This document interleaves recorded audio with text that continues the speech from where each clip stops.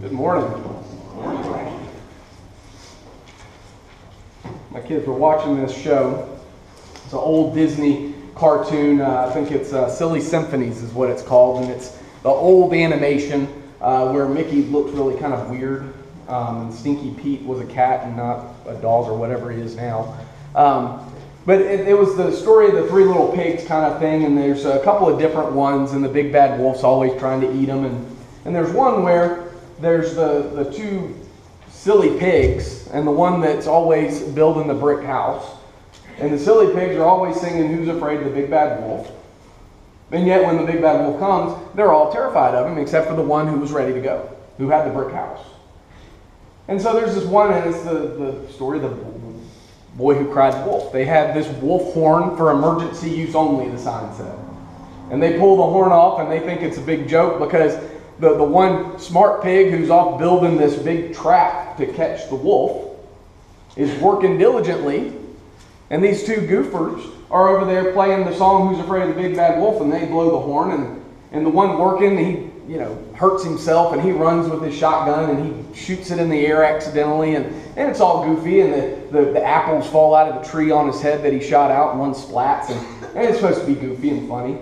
And I'm watching this, I'm like, man. Aside from the violence part, which, okay, whatever. That's really kind of mean. He's here trying to protect them, and they're playing this joke. And he says, you're going to do that one day, and I'm not going to come. Then, of course, that happened like 2 seconds later in the cartoon. And it's not so funny when that kind of thing happens in real life. Ballistic missile threat inbound to Hawaii. Seek immediate shelter. This is not a drill. People in Hawaii thought for 38 agonizing minutes that, my assumption would have been that the glorious leader has finally gone too far and shot the missile off from North Korea and is going to hit Hawaii. That's what I thought when I saw it. And when I saw it, and of course I didn't see it until much later, it wasn't a chuckle of humor. It was a chuckle of, can you believe this happened? Really? How do you accidentally hit that button? And of course, everybody, you've been there. Do you really want to delete this file? Click OK. And not even thinking OK, and then you realize that wasn't the question of do you really want to save this, it was do you really want to delete it, and now it's gone forever and all your work's gone. But I'm looking at this, and I'm like, well, what were people doing? I know what I would do. I probably would have just gone, okay, well, there's no reason to run around with my chicken like a chicken with his head cut off, and if there's a missile coming, we're on an island. And so I started looking in preparation for this at some of the responses people had to this. One individual was saying that he was on the phone and he had just dropped one of his kids off at the airport, and he had to make this decision. Do I go see this family on this part of the island, or do I go see this family on this part of the island? And he made this terrible decision of what to do, that you don't ever want to have to make that decision. And so he's tearing through, and he said people are stopped in traffic and getting out of their cars, and people are just running every which way. They didn't know what to do. People looking up at the sky to see if they could see the thing coming.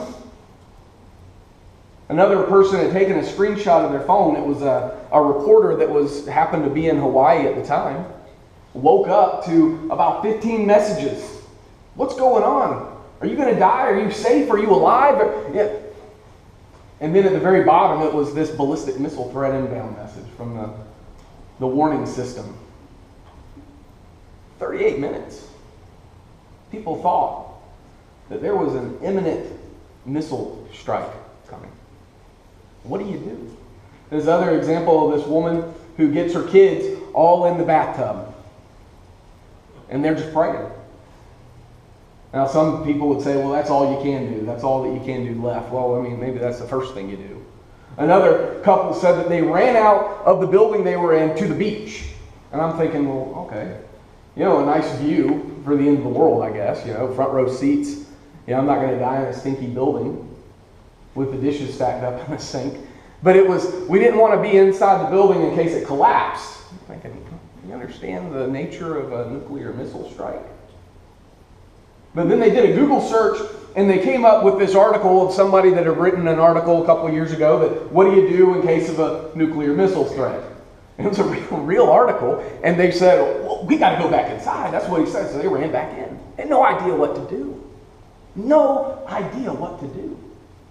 And looking back on it, I mean, we kind of chuckle a little bit because it was all a misunderstanding. It was just someone who clicked a button thinking that it was one thing, and he just mindlessly clicked, okay, I'm sure, and he sent it into real deal mode instead of the test mode. But at the time, that wasn't very funny, and I would imagine that there's still some. I heard that people were putting their kids in the gutter. My kids might still be there. Make a home down there. Can you imagine the fear?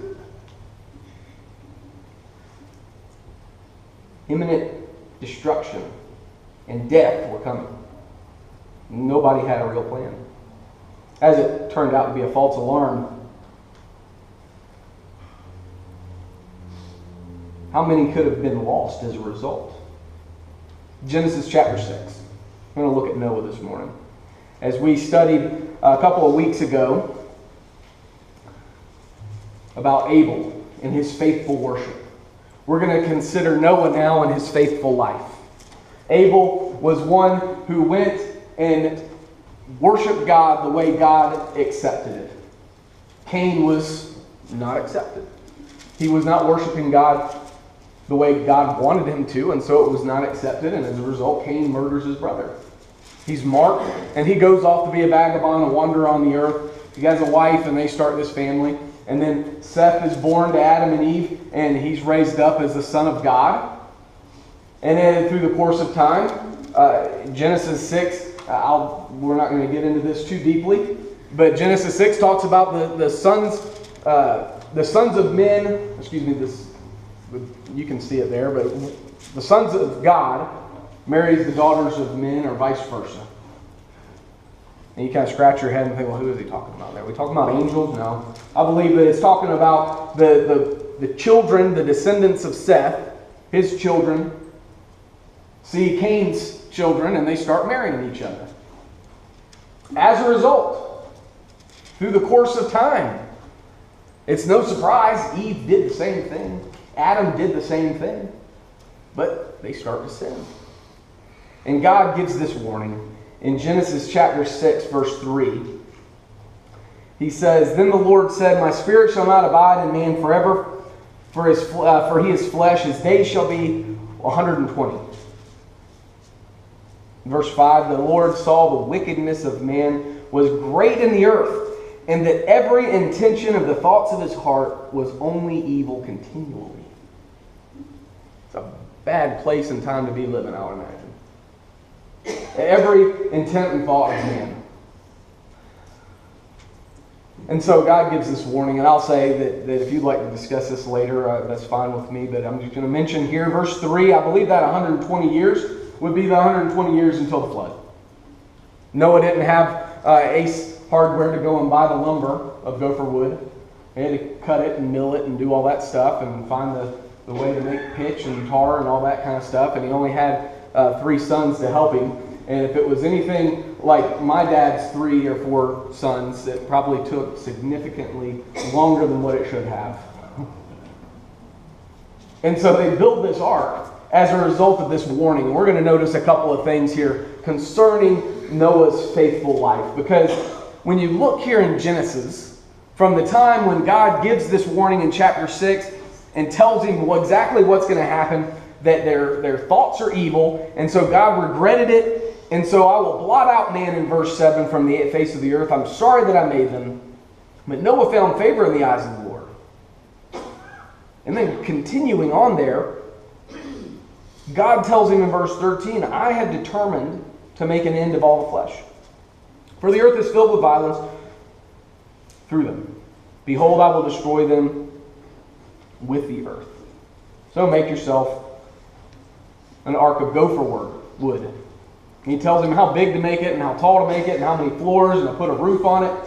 And looking, just this is sidebar here, but looking at it, the way the original Hebrew reads is that they had the roof and then a little bit lower was, so it wasn't just one little window is what I'm thinking, because picture the ark.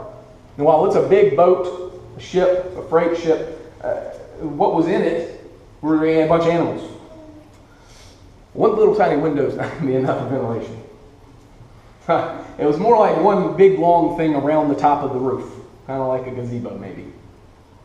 It was covered mostly, but there was more ventilation. I just thought that was a fun thing there. But he tells them, I'm going to bring the flood. Behold, I will bring a flood of waters upon the earth to destroy all flesh, in which is the breath of life under heaven. Everything that is on the earth shall die. Noah was warned in his mind by God. His heart feared what was going to happen. His heart revered in fear, the kind of reverent awe of God and His truth and the word that he's being presented here. And so his will acted. That's faith in three little summarizations there, right? Three little words that we can remember. Noah was warned, and so his mind feared, and that drove him to action. I'm going to destroy the earth, Noah. That's a scary thought. So I'm going to act. Because he had faith in God. There's a real kind of a faith there. It's a different kind of faith than maybe what we think about faith. As we've discussed the different aspects of faith, this is a very real aspect of faith. And we've talked a little bit about this kind of faith with Noah. This reverent kind of fearful faith that God is a consuming fire. And he knows that God is telling the truth.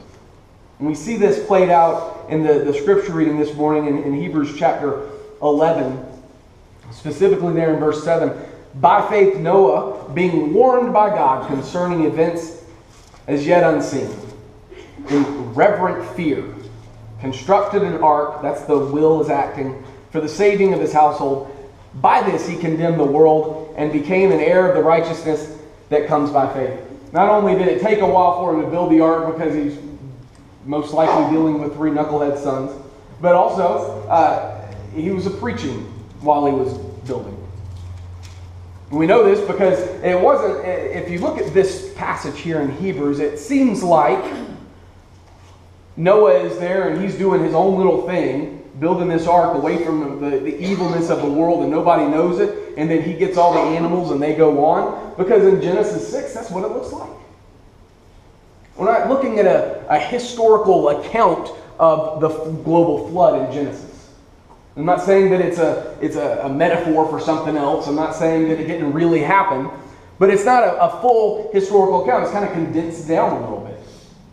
From the time that we see God giving the instructions and the warning and how to build the ark, the next thing we see is Noah bringing the animals on and God closing the door and the flood came. But there's a number of years, decades, 100 years or more, from the time Noah's given the instruction to the time the flood comes. And I'm basing that on a couple of things that I haven't mentioned, but specifically there in the first part of chapter 6 of the 120 years, that man's going to be wiped out. Can you imagine?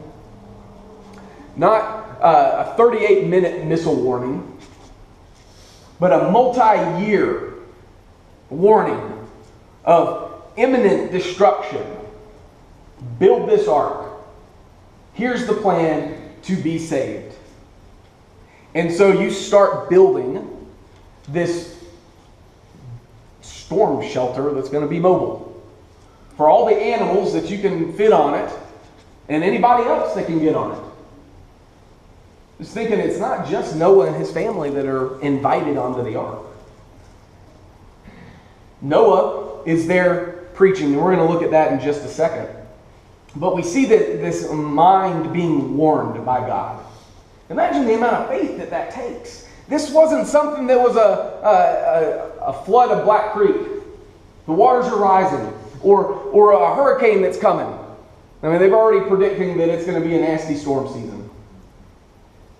I mean, we see hurricanes coming from a long way away, and so if you're smart, you get out of Dodge. If you're me, oh, okay.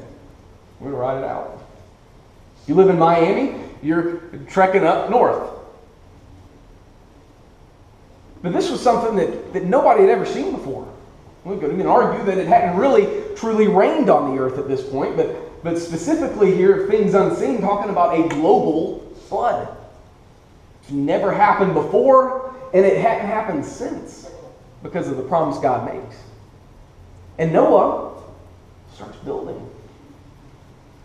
I mean, just imagine the foolishness of what he was doing.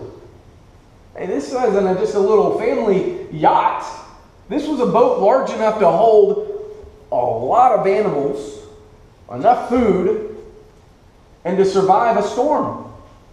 It's a big boat. It's a freight ship, an ocean liner ship. And Noah's there building this thing because his mind heard and believed. He understood the words that God was telling him, and he was faithful, and then that led him to act. Before we get to the action part, though, flip with me to 1 Peter chapter 3. We're going to come back to this at the end of the lesson. But we're going to look just in verse 18 through 20 here. As I mentioned, it wasn't just Noah and his sons building the ark, but they were preaching too. They were preaching this imminent destruction. They were the early warning siren. They were the text message that went out to everybody. Hey, something bad's coming. And get right and get on the ark. For Christ also suffered once for sins, the righteousness for the unrighteous. The righteous for the unrighteous, that he might bring us to God, being put to death in the flesh, but made alive in the spirit, in which he went and proclaimed to the spirits in prison. Okay, who were the spirits in prison that Christ went and proclaimed to? Well, verse 20. Because they formerly did not obey when God's patience waited in the days of Noah, while the ark was being prepared, in which a few, that is, 8 persons, were brought safely through water. And we'll look at this next passage, the next verse in a second here, but it wasn't just that Noah was building the ark, but he was a proclaimer of truth. He was God's mouthpiece, specifically Jesus' mouthpiece. Those who were in prison, those who were enslaved in sin, imprisoned in sin in Noah's day, as God patiently waited in the days of Noah, while the ark was being prepared. Noah was a preacher of truth. 2 Peter chapter 2, verse 5, we see him specifically identified here. If he did not spare the ancient world, being God, but preserved Noah, a herald of righteousness, with 7 others, when he brought a flood upon the world of the ungodly. See, Noah wasn't just there as the construction worker, but he was there preaching the truth. You're doing wrong. Get right. There is a way of salvation. Wasn't very successful, though. He was successful in saving his family, but that was it. I know we've talked a little bit about this before. But imagine that the mentality of someone like Noah. Imagine the struggles that he went through. I can imagine the family arguments. As Noah being the head of the household and God talking to him and not necessarily talking to Shem, Ham, and Japheth and their 3 wives and Noah's wife. It's Noah preaching to them. It's Noah preaching to the lost of the world. And I hadn't looked at the timeline in a while, but these people, Seth could have still been alive at this point. Adam and Eve. We're not that far into this. It's not like, great-great-great-great-grandfather who came over on the boat, 200 years ago, we never remember. These people were living to be 800, 900 years old. But Noah's the only one in his house there that is righteous and faithful to hear the warning and to obey. And so Noah does. His will acted. He did what he was supposed to. And as a result, saved his family. And ultimately, saved us as well. If Noah hadn't acted, we wouldn't be here either. Of course, God's will is always accomplished, isn't it? Noah influenced his family while he built the ark, condemned the world. And misery loves company. Sinners like company. I don't want to do bad by myself. And so whenever you see someone doing right, it's like, hey man, why don't you knock it off? You're making us look bad. Kind of talked a little bit about that in class this morning, didn't we? Of I'm going to work hard, but these guys are slacking off, and so you're making us look bad. Why don't you slack off with us? Noah condemned in Matthew chapter 24. Jesus talks about Noah here. In verse 36 and 42 through 42, we won't read all of this. But concerning that day and hour no one knows, not even the angels of heaven nor the Son, but the Father only. For as we're in the days of Noah, so will be the coming of the Son of Man. For as in those days before the flood, they were eating and drinking, marrying and giving in marriage until the day when Noah entered the ark. And they were unaware until the flood came and swept them all away. So will be the coming of the Son of Man. Imagine waking up one morning and you don't have a phone, you're not on Twitter, and you walk outside and everybody's sort of gone. You don't know where they went. The streets are empty. Everybody's sort of ducked down in and you don't see anybody. And then all of a sudden, here comes the tidal wave of whatever destruction is coming. A hurricane, a tornado, a missile, a flood, a flash flood. Everybody else knew about it but didn't tell you. How would you feel? It's not what happened in the days of Noah, though. It looks like here, as Jesus is saying, that, they were just sort of going about their life. They didn't act like they cared. It wasn't that they weren't told, they just didn't care. They didn't prepare. It wasn't that they didn't know. They made a choice to disregard the warning. As in Noah's day, so it is in ours that we don't know the day. When we look there in the first part of chapter 6 of Genesis, we see God having a conversation with God. Well, we regret making man. This has been terrible. We're going to wipe them all out. They've got 120 years to straighten up, and then it's over. But wait, there's Noah. We can save man through Noah. That one man. That herald of righteousness. The faithful Noah that's going to hear the warning and do something about it. He's not going to just wait around. He's going to make something happen. He's going to follow our instructions, and he's going to save his family. And so that's exactly what happens. But as a result, everyone else died. Not because Noah was doing right, but because of their own actions. Because they made the choice. Because they chose to disregard the warning.